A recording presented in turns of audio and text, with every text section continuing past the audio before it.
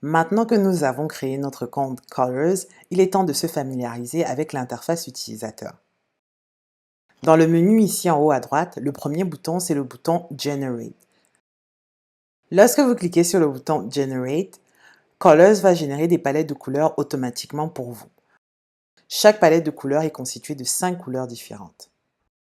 Nous allons parler de cette façon de générer des palettes de couleurs dans le tutoriel suivant.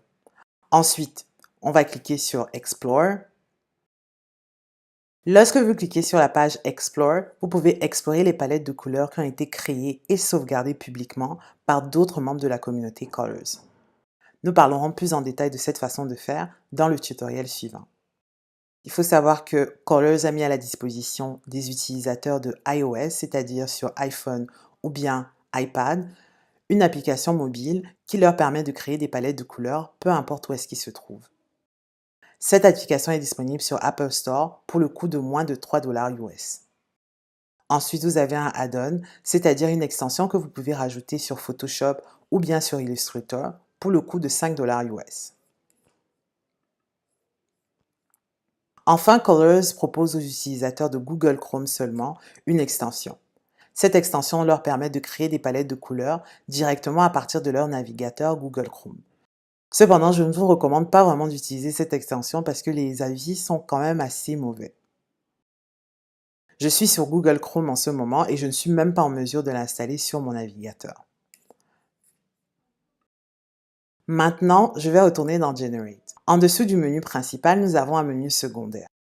J'ai un certain nombre de boutons dont nous allons parler maintenant.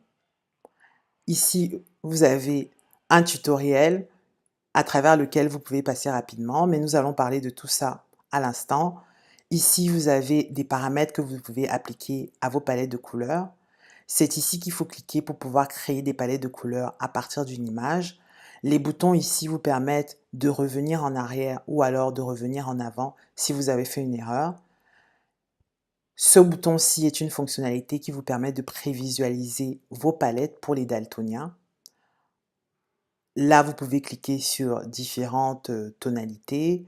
Ici, vous pouvez ajuster la palette, le menu export et encore sauvegarder. Enfin, en cliquant sur le menu hamburger ici, je peux voir toutes les palettes que j'ai sauvegardées. Bien évidemment, je n'ai pas encore sauvegardé de palette, donc il n'y a rien qui apparaît ici. Pour fermer ce menu-là, tout ce que j'ai à faire, c'est recliquer sur le menu hamburger.